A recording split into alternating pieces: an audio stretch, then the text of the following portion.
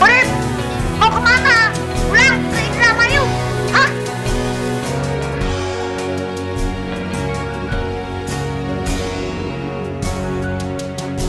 Mei 1946, Menteri Pertahanan Amir Syarifuddin, Panglima Besar Sudirman, dan Kepala Intelijen Badan Istimewa Zulkifli Lubis membentuk Badan Rahasia Negara dan Unit Khusus Field Preparation atau FP.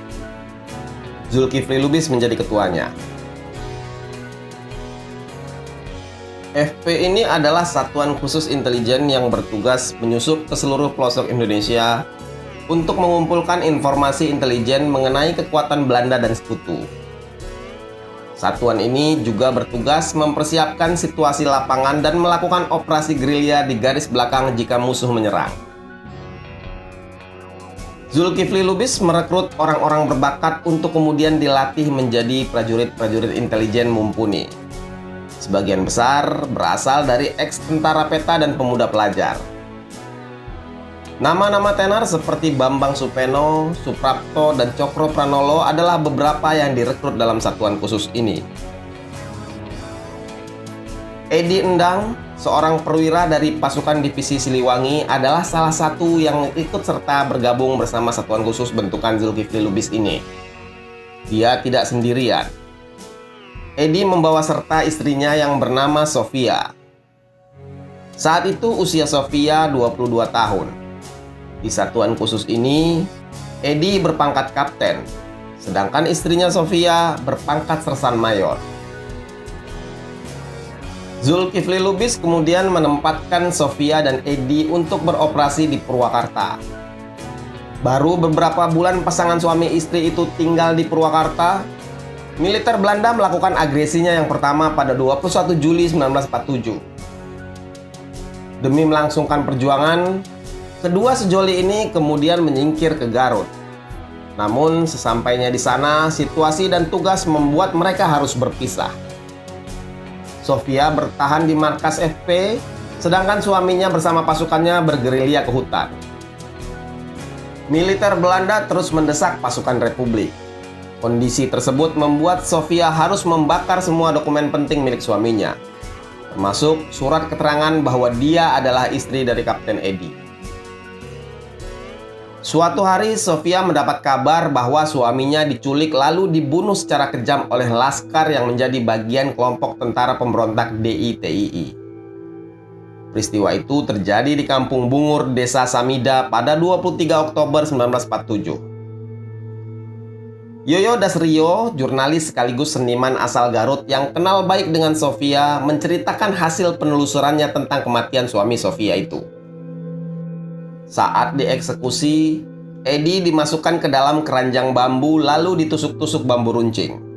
Dalam kondisi sekarat, ia kemudian dihanyutkan ke Sungai Cimanuk. Sofia sangat terpukul menerima kabar kematian sang suami. Kemudian dengan membawa anak-anaknya dan menyamar sebagai istri seorang tukang minyak tanah, Sofia lantas masuk ke kota Bandung. Saat itu Bandung sudah dikuasai Belanda. Dia dan anak-anaknya kemudian tinggal bersama orang tua almarhum Kapten Edi, dan kemudian membuka warung nasi kecil-kecilan.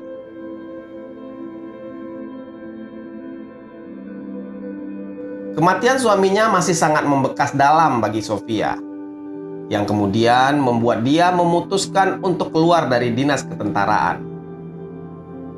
Menjelang keluar dari dinas militer, sebenarnya Sofia sempat dekat dengan seorang perwira tentara angkatan udara.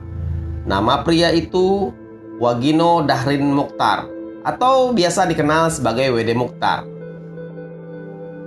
Saat itu WD Mukhtar juga anggota Satuan Khusus Field Preparation dari Jogja yang sedang bertugas di Palagan, Karawang, Bekasi. Kedekatan mereka itu tidak berlanjut karena Sofia masih belum bisa lepas dari bayang kematian suaminya. Ditambah lagi, kondisi revolusi yang serba tak menentu pada saat itu. Suatu hari, warung nasi Sofia didatangi oleh rombongan kru Vivi Young Tunnel Cans, sebuah perusahaan pementasan sandiwara milik artis Vivi Young. Setelah makan di warung tersebut, para kru ternyata merasa cocok dan memutuskan untuk makan di situ selama pentas di Bandung berlangsung. Tak disangka-sangka, suami dari Vivi Young, yaitu Nyo Seong Seng, mengenal Sofia dan kemudian mengajaknya untuk ikut berakting bersama perusahaannya. Sofia kemudian menerima tawaran tersebut dan berangkat ke Jakarta. Selama tinggal di Jakarta, Sofia 2 kali ikut menjadi pemain sandiwara. Rupanya banyak yang menyukai akting dari wanita muda asal Bandung ini. Penampilan ciamik Sofia dalam berbagai pementasan membuatnya dilirik para produser pementasan sandiwara pada zaman itu. Pada Desember 1948, aktor kenamaan Ramli Rashid mengajaknya bergabung dengan Tan Wong Bros Film yang saat itu sedang menyiapkan film Air Mata Mengalir di Citarum. Ketika film ini edar tayang, banyak kawan-kawan seperjuangan Sofia ikut bangga sekaligus terharu. Terharu karena jalan cerita film Air Mata Mengalir di Citarum itu mirip sekali dengan kisah hidup Sofia dan suaminya, Kapten Edi. Sejak saat itu, namanya kemudian semakin berkibar di dunia perfilman.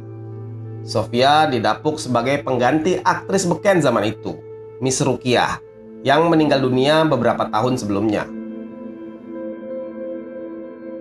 Namanya semakin melejit saat dia diperistri oleh Eswaldi, lelaki Indo-Jerman yang berprofesi sebagai sutradara sekaligus pelawak. Sofia sukses membintangi ratusan film Indonesia. Sofia terhitung aktris yang jenius. Selain bermain sebagai bintang film, dia juga mempelajari teknik penyutradaraan, kamera, dan penataan gambar yang semua itu dipelajarinya secara otodidak. Sofia akhirnya tak hanya dikenal sebagai pemain film, tapi juga sutradara dan pimpinan produksi. Film pertama yang disutradarinya adalah film Badai Selatan pada tahun 1960. Film ini mendapat penghargaan khusus pada Festival Film Berlin tahun 1963. Dan yang tak disangka, film Badai Selatan mempertemukan kembali Sofia dengan W.D. Mokhtar, sang perwira AURI yang ternyata ikut terjun pula ke dunia film. Tapi saat itu hubungan keduanya tak lebih sebagai sahabat dan mitra kerja saja, karena Sofia masih memiliki suami. Tahun 1962, Eswaldi meninggal dunia. Setahun kemudian, W.D. Mokhtar melamar Sofia dan diterimanya. Sejak itulah, Sofia menabalkan dirinya sebagai Nyonya W.D. Mokhtar, atau lebih dikenal sebagai Sofia W.D. Bersama W.D. Mokhtar, Sofia mendirikan Libra Film yang memproduksi film-film laga seperti Si Bego dari Muara Condet, Singa Betina dari Marunda, dan Si Bego Menumpas Kucing Hitam. Kiprah Sofia sebagai sutradara dan aktris semakin bersinar. Banyak filmnya yang diganjar penghargaan. Salah satunya film Mutiara Dalam Lumpur, yang menempatkan Sofia sebagai pemain watak terbaik dalam Piala Citra tahun 1973. Sofia W.D. juga ikut berperan dalam film Pengkhianatan G30 SPKI sebagai pemeran pendukung.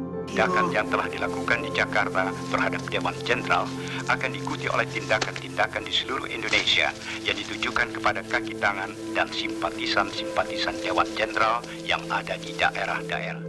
23 Juli 1986, dunia perfilman Indonesia berduka. Sofia W.D. meninggal dunia di Rumah Sakit Cikini pada usia 62 tahun.